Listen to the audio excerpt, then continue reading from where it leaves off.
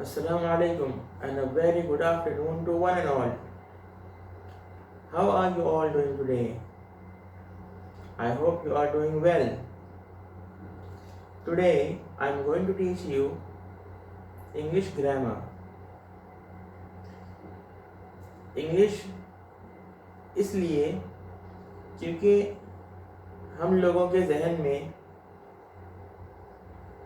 SSC के लिहाज से ये चीज़ रहती है कि हमको ज़्यादा से ज़्यादा परसेंटेज स्कोर करना है और एसएससी के तमाम सब्जेक्ट में लैंग्वेजेस और सोशल स्टडीज़ ये दो किस्म के सब्जेक्ट्स ऐसे होते हैं जो बहुत ज़्यादा आसान और बहुत ज़्यादा स्कोरिंग होते हैं, लेकिन इनके आसान होने की वजह से ड्रॉबैक ये होता है कि स्टूडेंट्स का जहन स्टार्टिंग से इस तरफ नहीं जाता। हालांकि जिस तरीके से साइंस और मैथ्स में हम लोग मेहनत करते हैं, इसी तरीके से लैंग्वेजेस और सोशल स्टडीज़ में भी मेहनत करने की बहुत ज़रूरत है। इसलिए आज हम लोग इंग्लिश ग्रामर पढ़ेंगे। अब देखो, ग्रामर की बहुत सारी टॉपिक्स ऐसी होती हैं जो आप सब जानते हैं।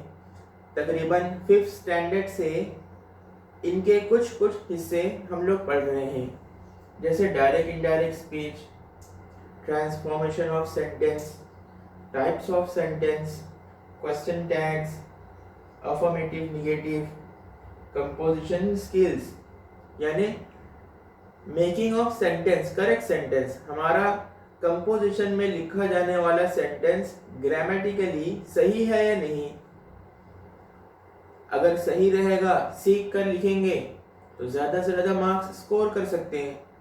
और अगर सेंटेंस बनाने की तरतीब सीख कर नहीं लिखेंगे तो हर जगह आधा मार्क्स आधा मार्क्स आधा मार्क्स कटते कटते एक बड़ा परसेंटेज हमारे हाथ से छूट जाएगा। इसलिए ये तमाम चीज़ें, और ग्रामर तो मैं समझता हूँ इतना ज़्यादा आसान होता है कि अगर उसको सही तरीके से समझ लिया जाए तो वो एक गेम की तरह हो जाता है। जैसे अगर ये तमाम चीज़ें हमको आ जाएंगी और सही तरीके से हम समझ लेंगे, उसकी ट्रिक्स हम समझ लेंगे, तो हमारे लिए तो सब गेम हो जाएगा। और जब अच्छी तरीके से समझेंगे तो हमको समझ में आएगा कि आम तौर से लोग, अच्छे अच्छे लोग, बड़े बड़े लोग कैसी कैसी गलतियां करते हैं ट्रांसफॉर्मेशन ऑफ सेंटेंसेस में। और ये सारी टॉपिक्स मैंने यहाँ पे इसलिए लिखा हूँ, ये सारी टॉपिक्स जाहिर सी बात है मैं आज तो पढ़ाऊंगा नहीं, लेकिन एक चीज़ ये बताना है कि इन सारी की सारी चीज़ों का ताल्लुक किससे है।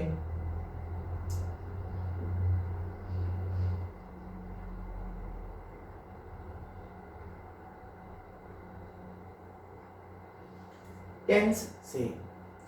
अगर टेंस हमारे सही हो गए, टेंस की मालूमात हमको सही हो गई तो ये तमाम चीज़ें सही हो जाएंगी। टेंस कितने होते हैं? आम तौर से हम समझते हैं कि 3 टेंस होते हैं, और सही भी यही है कि 3 टेंस तो होते हैं, प्रेजेंट, पास्ट एंड फ्यूचर। लेकिन ये भी बहुत कम लोगों को पता रहता है। आप लोग तो माशाल्लाह स्कॉलर लोग हैं, आप लोगों को शायद पता हो, तो जिन लोगों को पता हो उनके लिए रिवीजन है, और जिनको नहीं पता है उनके लिए लर्निंग पार्ट है।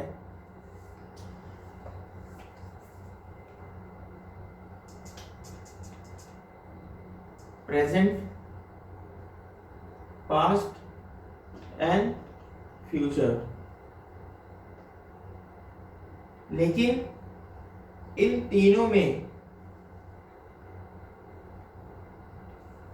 4 अलग अलग पार्ट होते हैं। जैसे number 1 simple, number 2 continuous, number 3 perfect and number 4 perfect continuous. यानी simple present tense, present continuous tense, present perfect tense and present perfect continuous tense. Past simple, past continuous, past perfect and past perfect continuous. Future simple, future continuous, future perfect and future perfect continuous. तो जितनी भी grammar की topics नीचे लिखी हुई थी उन सब का ताल्लुक टेंस से है। टेंस अगर हम लोग अच्छी तरीके से समझेंगे तो समझो कि आधी 50% ऑफ दोज ग्रामर स्किल्स हम लोगों ने सीख ली। अच्छा, अब उसके आगे चलते हैं। जिस तरीके से इन तमाम ग्रामर की टॉपिक्स का ताल्लुक टेंस से है, तो टेंस का ताल्लुक किससे है? तो टेंस का ताल्लुक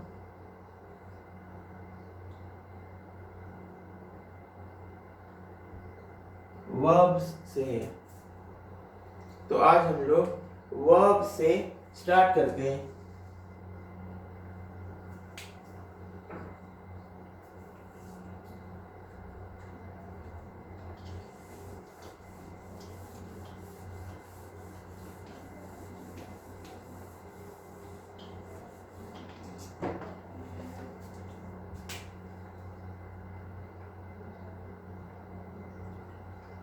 वर्ब्स में दो टाइप्स होते हैं।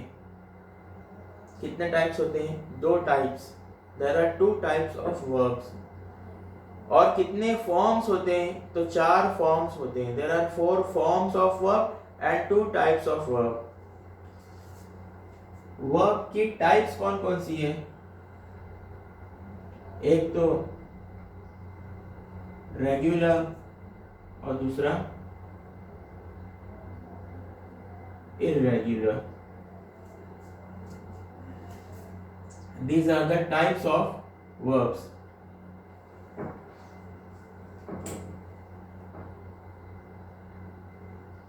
These are the types of verbs, regular and irregular. अब इसके फॉर्म्स कितने बताया मैंने कि इनके चार फॉर्म्स होते हैं। अब वो चार फॉर्म का क्या क्या नाम है? अच्छा, रेगुलर और इररेगुलर में क्या फर्क होता है मैं बताऊंगा। अभी हम लोग देखते हैं पहले फॉर्म्स ऑफ वर्ब्स। तो the very first form is present form, second is past form, third is past participle, and the fourth is continuous form. These are the four forms of verb. These are the two types of verb, regular and irregular, and these are the four forms of the verb: present form, past participle and continuous form. अच्छा, बार बार जब हम लोग सीखने के लिए जब मैं इन words का इस्तेमाल करूंगा तो ये बड़े बड़े वर्ड्स का इस्तेमाल करने से अच्छा है कि इनको एक शॉर्ट फॉर्म दे दिया जाए। तो शॉर्ट फॉर्म भी इनको दिया गया है। क्या शॉर्ट फॉर्म है? इसको कहते हैं V1, इसको कहते हैं V2, इसका शॉर्ट फॉर्म है V3 और इसका शॉर्ट फॉर्म है V4।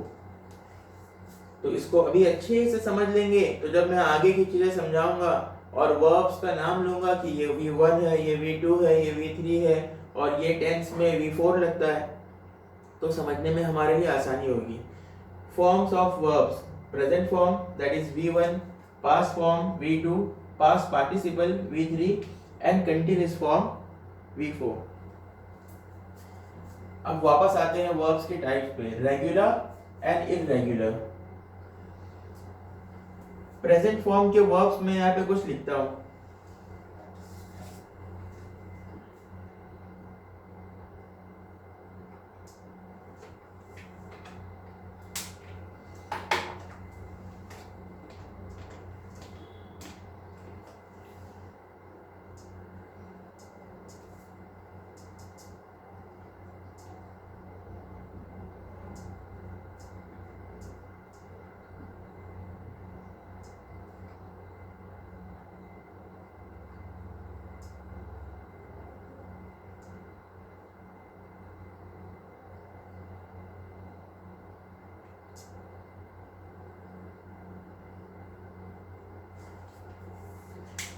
See this is the present form. Present form यानी कि जो उसका ओरिजिनल नाम है, जो उसका ओरिजिनल वर्ड्स हैं किसी भी वर्ब्स के, उसको कहते हैं V1, क्योंकि वो सबसे पहला विदाउट एनी चेंजेस कि वो वर्ड है, उसके अंदर कोई भी चेंज नहीं हुआ है।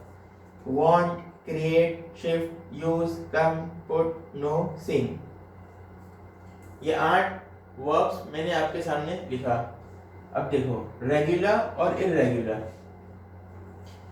तो जब ये V1 से V2 में जाएगा तो चेंज होगा, और जब V2 से V3 में जाएगा और फिर V4 में जाएगा तो बाज वर्ड्स चेंज होते हैं, बाज चेंज नहीं होते हैं। तो आसानी से समझने के लिए रेगुलर वर्ब्स कौन से हैं? रेगुलर वर्ब्स वो होते हैं जो पास्ट फॉर्म में और पास्ट पार्टिसिपल फॉर्म में अपने अंदर ईडी ऐड कर लेते हैं। जैसे want से wanted पास्ट फॉर्म में भी और पास्ट पार्टिसिपल फॉर्म में भी। क्रिएट, तो यहाँ पे ई डी ऐड करना था, ई तो ऑलरेडी है तो यहाँ पे डी सिर्फ ऐड करेंगे। Created, created. Shift, shifted, and here also shifted. Use, e is already here, so it is used and this will be used। यानी पास्ट फॉर्म में और पास्ट पार्टिसिपल फॉर्म में कोई भी फर्क नहीं है, तो पता चला कि ये रेगुलर है, रेगुलर फॉर्म। और इररेगुलर फॉर्म तो आगे की ये, जैसे कम, तो कम का पास्ट फॉर्म क्या है? Yes, answer please. Came. ED वहां पर नहीं आया। रेगुलर तरतीब क्या है कि पास्ट में और पास्ट फॉर्म पास्ट पार्टिसिपल में ईडी लगा दीजिए, तो ये रेगुलर तरतीब है। अब रेगुलर से जो हट गए वो इररेगुलर है।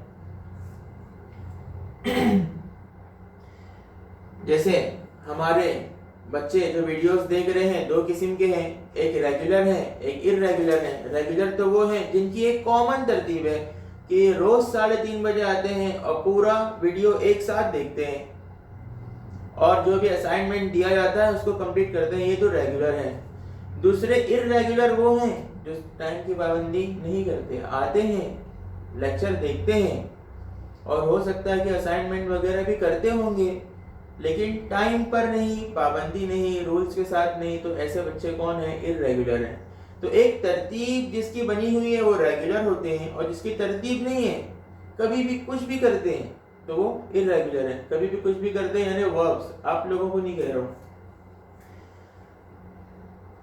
तो इनकी तो तरतीब है तो ये रेगुलर है कि हम ईडी लेंगे तो ये रेगुलर हो गए, और इन लोगों की कोई तरतीब नहीं है, कोई तरतीब नहीं है। जैसे कि देखो ये पहला है कम, तो कम यहाँ पर जब पास्ट फॉर्म में आया तो केम हो गया।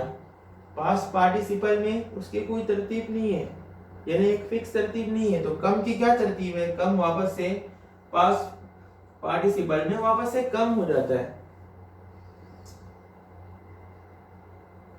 Next PUT, put.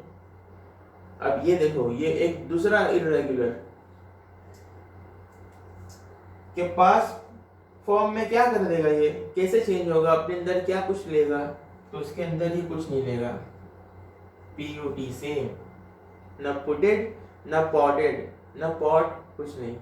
PUT present form में भी, पास्ट फॉर्म में भी पीयूटी पुट। पास्ट पार्टिसिपल में क्या करेगा? तो ये कह रहा है मैं यहाँ पे भी तब्दील नहीं होऊंगा, चेंज नहीं होऊंगा।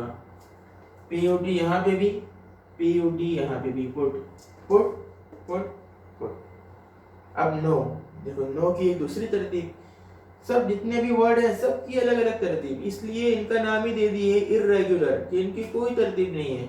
और रेगुलर वालों की कॉमन तरतीब कि हम ईडी लेंगे और कुछ नहीं लेंगे। तो पीयूटी क्या लिया? Put put. अब नो, नो ने यहाँ पे आके न्यू कर दिया, न्यू हो गया, और यहाँ पे पास्ट पार्टिसिपल ने नोन हो गया। अब सिंग, तो सिंग क्या करेगा? सिंग यहाँ पे सैंग हो गया, और पास्ट पार्टिसिपल में संग, सिंग, सैंग, संग। ये पास्ट यानी फॉर्म्स ऑफ द वर्ब्स हैं, रेगुलर और इररेगुलर। तो ये जितने किस्म के होते हैं जो अपनी तरतीब पर कायम रहते हैं वो तो रेगुलर हैं, और जो अपनी तरतीब पे कायम ही नहीं है, जिनकी कोई तरतीब नहीं है, यानी वो लोग पास्ट फॉर्म में और पास्ट पार्टिसिपल फॉर्म में ईडी नहीं लेते हैं, तो वो लोग क्या हो गए, इररेगुलर टाइप्स ऑफ वर्ब्स हो गए। अब कंटीन्यूअस फॉर्म सबसे ज्यादा आसान टॉपिक है। कंटीन्यूअस फॉर्म के जो V1 है, V1 ये हर एक के अंदर ing ऐड कर देता है, जैसे want, wanting, create, creating, shift, shifting, use, using, come, coming, put, putting, know, knowing, and sing is singing। तो कंटिन्यूअस फॉर्म तो बिल्कुल आसान कि सब में वो ing लगा देगा। ये हो गए forms of verbs.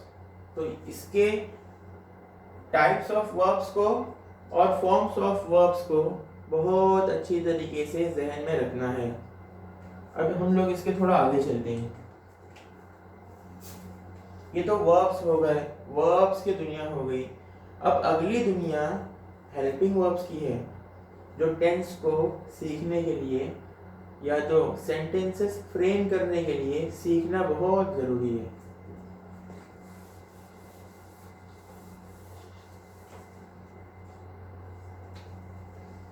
Helping verbs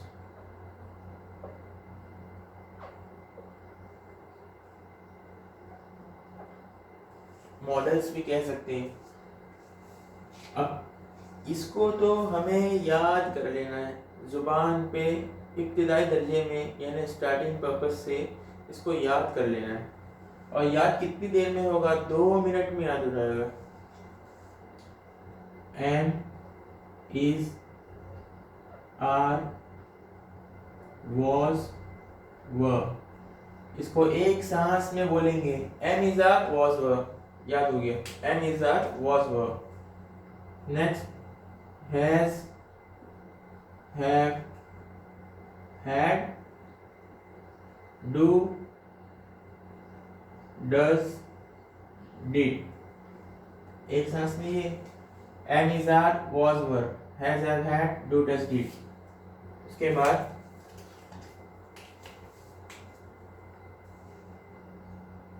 can, could, shall, should, will, would। उसके बाद आखिरी की 2 लाइन और, am, is, are, was, were, has, have, had, do, does, did, can, could, shall, should, will, would। Next may, might, must, be, being, being। These are total 23 models or 23 helping verbs। am, is, are, was, were, has, have, had, do, does, did, can, could, will, would, shall, should, may, might, must, be, been, being। मेरी video को pause करके 2 minute के लिए इसको याद कर लीजिए। am, is, are, was, were, has, have, had, do, does, did, can, could, will, would, shall, should, may, might, must, be, been, being। इसके अलावा कुछ और वर्ड्स भी होते हैं जैसे out, OUGST। तो ये वर्ड्स तो हैं, हेल्पिंग वर्ब्स तो हैं, मगर इनका यूज बहुत ही रेयर होता है, बहुत ही रेयर होता है। मेरे ख्याल से मैं तो कभी अपनी किसी आंसर शीट में इसका यूज नहीं किया होऊंगा, इल्ला ये यानी सिवाय इसके कि क्वेश्चन ही ऐसा आ गया हो कि आउट को यूज करो। तो उसका डिस्कशन आगे करेंगे इंशाल्लाह। अभी इसको याद करना है। Am is are was were, has have had do does did, can could shall should will would, may might must be been being. तो ये टेंस की दुनिया में उतरने से पहले का ये वार्म अप सेशन था, समझिए। वार्म अप सेशन हो गया, अब आगे हम लोग टेंस पढ़ेंगे, और इसको अगर अच्छी तरीके से समझ लिए तो टेंस पढ़ना बहुत ज़्यादा आसान हो जाएगा इंशाल्लाह। तो टेंस मैंने टोटल कितने बताया? Total 12 tense. Present simple, present continuous, present perfect and present perfect continuous, past simple, past continuous, past perfect and past perfect continuous, future simple, future continuous, future perfect and future perfect continuous. अब वहां पे पहुंचने से पहले, tense शुरू करने से पहले मैं आपसे कुछ एक क्वेश्चन करता हूं, और उसका आंसर भी कुछ एक सेकंड रुक कर मैं दूंगा। लेकिन उसके पहले आप खुद ट्राई कीजिए कि आपको टेंस के बारे में पूरी तरीके से पता है या नहीं पता है। Okay, are you all ready? Very good. I wanted to discuss with them which tense it is. I wanted to discuss with them. This is past simple. Okay, this is past simple. I wanted to discuss with them. Okay. Next question. They have already completed the answers. They have already completed their answers. Which tense it is? They have already completed their answers. This is present perfect tense. Which tense it is? Present perfect tense. Now change the same question. They have completed their answers into past continuous tense. Past continuous tense में इस जुमले को change कर दीजिए। They have completed their answers, इसको past continuous में कर दीजिए।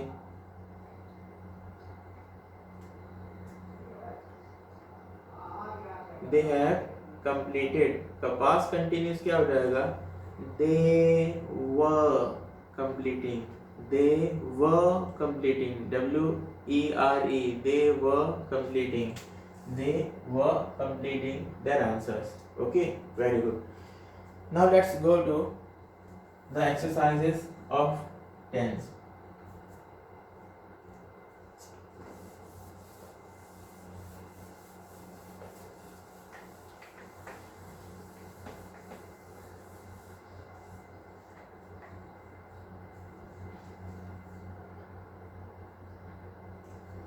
Okay, the very first is simple. Let's study simple form of all the three tense.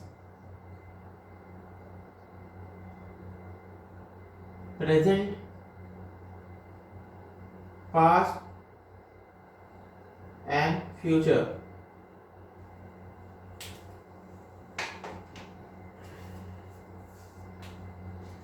What is the meaning? What do you mean by present simple? इसका मतलब क्या होता है, यानी हमको इसका यूज कहाँ करना है? तो सिंपल का मतलब होता है सिंपल सेंटेंस, और कौन से सेंटेंस इसमें यूज किए जाते हैं? तो उसका मतलब ये होता है कि डेली रूटीन वाले सेंटेंस इसमें यूज किए जाते हैं। जो डेली रूटीन में है, मैं खाता हूँ, मैं पीता हूँ, मैं पढ़ता हूँ, मैं देखता हूँ, मैं खेलता हूँ, वो लोग आते हैं, वो लोग नहीं आते हैं, वो लोग पढ़ते हैं, वो लोग नहीं पढ़ते हैं, वो लोग असाइनमेंट कंप्लीट करते हैं, वो लोग असाइनमेंट कंप्लीट नहीं करते हैं, वो लोग बहुत मेहनत करते हैं। ये सब क्या चल रहा है? रूटीन चल रहा है, रूटीन। मेरे वालिद कमाने जाते हैं, मेरी वालिदा टीचर पढ़ाने जाती हैं, और मैं भी स्कूल में पढ़ाने जाता हूँ। मैं आप लोगों के लिए लेक्चर्स वीडियो रिकॉर्ड करता हूँ। ये तमाम चीज़ें क्या है? रूटीन वर्क है। तो ये प्रेजेंट सिंपल का मतलब होता है रूटीन वाले काम, जो रोजमर्रा के काम है। आज में समझ गए होंगे, उम्मीद है। अच्छा, पास्ट सिंपल का क्या मतलब होता है? पास्ट सिंपल का मतलब भी होता है रूटीन वर्क, लेकिन प्रेजेंट का नहीं, पास्ट का। मैं फुला स्कूल में जाता था, मैं फुला मैदान में खेलता था, मेरा भाई मुझको चीज ला के देता था, मेरे वालिद रोजाना मेरे साथ खेलते थे और मैं रोजाना काम करता था। तो ये रूटीन वाले काम है लेकिन पास्ट के। समझ में आई बात? अब देखो फ्यूचर वाले काम क्या, ये भी रूटीन वाले काम है लेकिन फ्यूचर के, कि मैं ये चीज़ करूँगा, मैं डॉक्टर बनूंगा, मैं इंजीनियर बनूंगा, मैं 99% मार्क्स स्कोर करूंगा और मैं रेगुलर क्लास शुरू होते ही साथ मास्टर क्लासेस में एडमिशन लूंगा। और इस तरीके की तमाम आगे होने वाली चीज़ें फ्यूचर सिंपल कहलाती हैं। अब देखो इसका तो मैंने बता दिया, तीनों को बता दिया कि तीनों के मीनिंग क्या होते हैं, प्रेजेंट सिंपल के, पास्ट सिंपल के, फ्यूचर सिंपल के। लेकिन देखो सिर्फ ये एक चीज़ ऐसी है कि इसमें रूटीन के साथ साथ वो काम भी बताए जाते हैं जो अभी मैंने रिसेंटली किया, करता हूँ नहीं, जितनी भी चीज़ें करता हूँ वाली है वो सब प्रेजेंट सिंपल में चली गई। जितनी चीज़ें करूँगा, करेंगे, करेगा वाली है ये सब फ्यूचर सिंपल में चली गई। लेकिन पास्ट में दो टाइप्स के सेंटेंस रहते हैं। एक तो रूटीन वर्क जो पहले करता था, जिसके बहुत सारे एग्जाम्पल मैंने दे दिया। दूसरी ऐसी चीज़ जिसको मैंने रिसेंटली अभी अभी किया, मैंने अपना होमवर्क कर लिया, सर मैंने आपकी वीडियो देख लिया, सर मैंने आपका चैनल सब्सक्राइब कर लिया, सर मैंने आपका यानी जो ग्रुप की जो लिंक है वो अपने दोस्तों को शेयर कर लिया। ये तमाम ऐसी चीज़ें जो रिसेंटली मैंने किया, वो सारी चीज़ें भी पास्ट सिंपल है। समझ में आई बात? Very good. अब प्रेजेंट सिंपल के अंदर अभी मैंने यहाँ पे जो हेल्पिंग वर्ब्स लिखा था, तो मैंने आप लोगों को बताया कि हेल्पिंग वर्ब्स को याद कर लीजिए। Am, is, are, was, were, has, have, had, do, does, did, can, could, will, would, shall, should, may, might, must, be, been, being. ये 23 हेल्पिंग वर्ब्स को याद कर लीजिए। अब प्रेजेंट सिंपल में कौन से हेल्पिंग वर्ब्स यूज होते हैं? तो यहाँ पे डू और डज यूज होते हैं। डू किसके साथ यूज होता है, डज किसके साथ यूज होता है? डू यूज होता है प्लूरल के साथ। अगर सब्जेक्ट हमारा प्लूरल है तो डू का इस्तेमाल तो होगा, लेकिन कब होगा मैं भी बताऊंगा इंशाल्लाह। डज का इस्तेमाल कहाँ होता है? डज का इस्तेमाल सिंगुलर के साथ होता है। डू का इस्तेमाल प्लूरल के साथ, डज का इस्तेमाल सिंगुलर के साथ। अब पास्ट के अंदर कौन सा हेल्पिंग वर्ब यूज होते हैं या कौन कौन से हेल्पिंग वर्ब यूज होते हैं? तो पास्ट के अंदर सिर्फ डिड यूज होता है और कोई यूज नहीं होता है। प्रेजेंट में इख्तिलाफ है कि प्लूरल कह रहे हैं हम डू इस्तेमाल करेंगे और सिंगुलर कह रहे हैं हम डज इस्तेमाल करेंगे। पास्ट यानी पुराने लोग तो बगैर इख्तिलाफ वाले थे, उनमें कोई इख्तिलाफ ही नहीं था। वो कहते थे कि भाई हम एक ही चीज इस्तेमाल करेंगे, हम चाहे प्लूरल रहे तब भी डिड इस्तेमाल करेंगे, सिंगुलर रहे तब भी हम डिड इस्तेमाल करेंगे। अब फ्यूचर क्या इस्तेमाल करेगा? फ्यूचर विल इस्तेमाल करेगा या तो शैल इस्तेमाल करेगा। लेकिन जैसे यहाँ पे दो वर्ड है, डू, डज, यहाँ पे विल और शैल दो वर्ड यहाँ पर भी है, लेकिन इनकी तखसीस है, यानी ये लोग प्रीफिक्स्ड हैं प्लूरल के साथ और डज प्रीफिक्स्ड है सिंगुलर के साथ। लेकिन यहाँ पे सिंगुलर और प्लूरल का मसला नहीं है। यहाँ पे जो चीज़ एक कॉमन बात में फ्यूचर के लिए बोल रहा हूँ तो वहाँ पे विल का इस्तेमाल करूँगा, लेकिन शाल का इस्तेमाल कहाँ करूँगा? विल और शाल में क्या फ़र्क है? विल का इस्तेमाल यानी विल और शाल में ये फ़र्क है कि विल एक कॉमन सेंटेंस के साथ में इस्तेमाल कर रहा हूँ कि ये चीज़ होगी, I will become a doctor inshallah and I will finish my graduation very soon inshallah। But shall का मतलब क्या होता है? शैल का मतलब होता है जिसके अंदर यानी कर लेने की ताकत, अज़म, डिटर्मिनेशन पावर ज़्यादा रहता है। जैसे कि हम लोगों ने बचपन में एक सॉन्ग पढ़े थे, याद करे थे कि वी शैल ओवरकम। तो ये जो शाल है कि हम लोग जीत कर रहेंगे, तो ये शाल ये दोनों के अंदर ये फर्क है कि फिर यानी विल एक सेंटेंस, नॉर्मल सेंटेंस के अंदर, कॉमन सेंटेंस के अंदर इस्तेमाल होता है, लेकिन अगर किसी फ्यूचर वाली बात में हम लोगों को डिटर्मिनेशन पावर बताना होता है तो शाल का इस्तेमाल करेंगे। जैसे हम लोग नोटिस बोर्ड वगैरह में हो सकता है कभी देखे होंगे स्कूल में, नोटिस बोर्ड पे या तो कैलेंडर में, the students shall reach the school before time. तो ये तो है तो एक इंस्ट्रक्शन, लेकिन अगर उसका उर्दू में तर्जुमा किया जाए तो उसका हो जाएगा मतलब ये कि बच्चे वक्त से पहले स्कूल आएंगे, आना चाहिए भी नहीं। शैल का मतलब होता है कि वो एक आपको रिक्वेस्ट नहीं कर रहे हैं कि आपको आना चाहिए, बल्कि इसीलिए शुड का इस्तेमाल नहीं होता है कैलेंडर्स में और इसमें इंस्ट्रक्शन वगैरह में। शैल का इस्तेमाल होता है कि the student shall reach the school before time, कि वो लोग स्कूल वक्त से पहले आएंगे, यानी हमारा कायदा यही है कि आएंगे। डिटर्मिनेशन, तो ये दोनों फर्क है विल और शैल में। उम्मीद है समझ गए होंगे।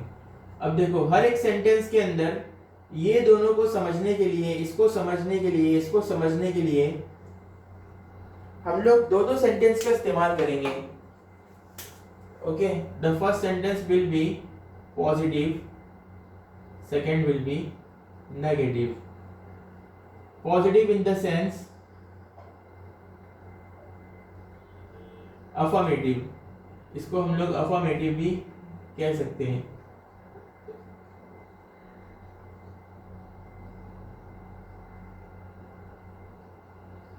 Positive that is affirmative and negative. Positive, negative, positive and negative. Okay, तो इनका इस्तेमाल देखो पॉजिटिव सेंटेंस में प्लूरल, यहां पे मैं अगर प्लूरल ले रहा हूं, प्लूरल यानी suppose they is the plural, क्योंकि वो लोग तो क्या है, बहुत ज्यादा है। दे प्ले क्रिकेट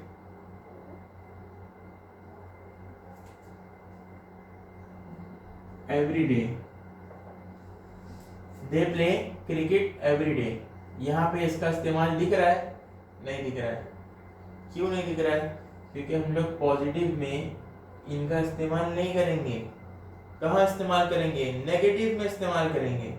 और नेगेटिव के अलावा और कहाँ इस्तेमाल करेंगे वो इंशाल्लाह आगे बताएंगे जब टेंस से आगे बढ़ जाएंगे। दे play cricket every day, negative they do not play cricket every day. They play cricket every day, they do not play cricket every day. अगर यहाँ पे कोई सिंगुलर होता, जैसे मैं किसी का नाम ले लूं, Abdul Rahman plays cricket every day. Abdul Rahman plays, देखो पहला फर्क तो यहाँ पर ये आ गया कि वर्ब के अंदर प्लूरल, अगर सब्जेक्ट प्लूरल है, अगर सब्जेक्ट प्लूरल है, जैसे people, children, a group of people, students, ये क्या है? सब प्लूरल है। तो प्लूरल वर्ब को V1 को एज इट इज लेगा, उसमें कोई चेंजेस नहीं करेगा। लेकिन अगर सिंगुलर आता है, जैसे अब्दुल रहमान क्या है? सिंगुलर है। मोहम्मद राशिद सिंगुलर है।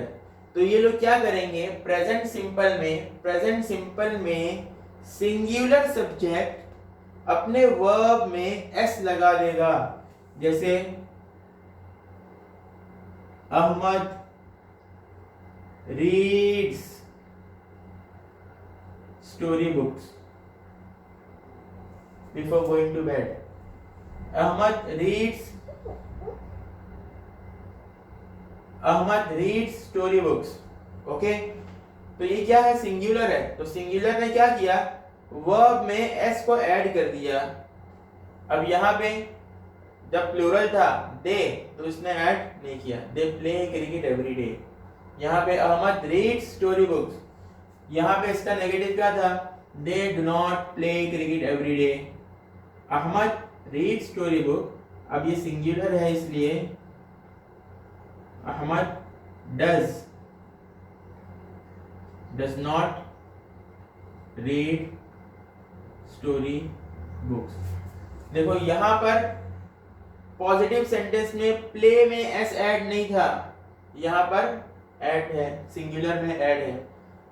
तो जब यहाँ पर पॉजिटिव सेंटेंस में एस नहीं था तो नेगेटिव सेंटेंस में डू में भी एस नहीं था।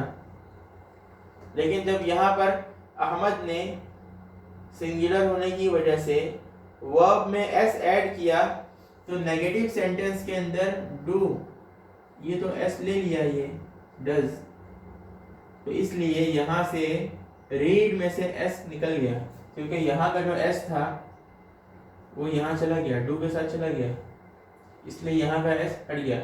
अगर हम लोग इसको भी रीड्स कर देंगे तो सेंटेंस टोटल रॉन्ग हो जाएगा।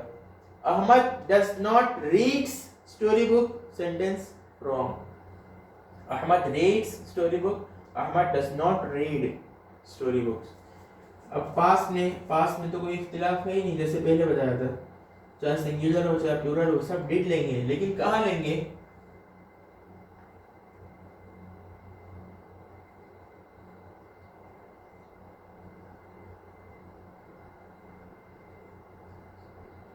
I created a new software, I created a new software। यहाँ पर हमको कहीं पे डिड नहीं दिख रहा है, क्यों? क्योंकि ये पॉजिटिव है। पॉजिटिव में ये डी ई डी आकर तो हमको बता दे रहा है कि ये सेंटेंस क्या है, पास्ट है, इसलिए अब इसके डिड लगाने की जरूरत नहीं है। अब नेगेटिव के अंदर आई डिड नॉट क्रिएट, देखो यहाँ पे क्रिएटेड था, I created a new software. अब यहाँ पे जब नेगेटिव में नॉट की वजह से डिड आ गया, आई डिड नॉट, तो डिड आकर ये बता दिया कि मैं पास्ट सिंपल हूँ। डिड आकर क्या बता रहा है? डिड आकर बता रहा है कि मैं पास्ट सिंपल हूँ। तो क्रिएट को अपना फॉर्म चेंज करने की अब जरूरत नहीं पड़ी, इसलिए वो अपनी ओरिजिनल सूरत में वापस आ गया।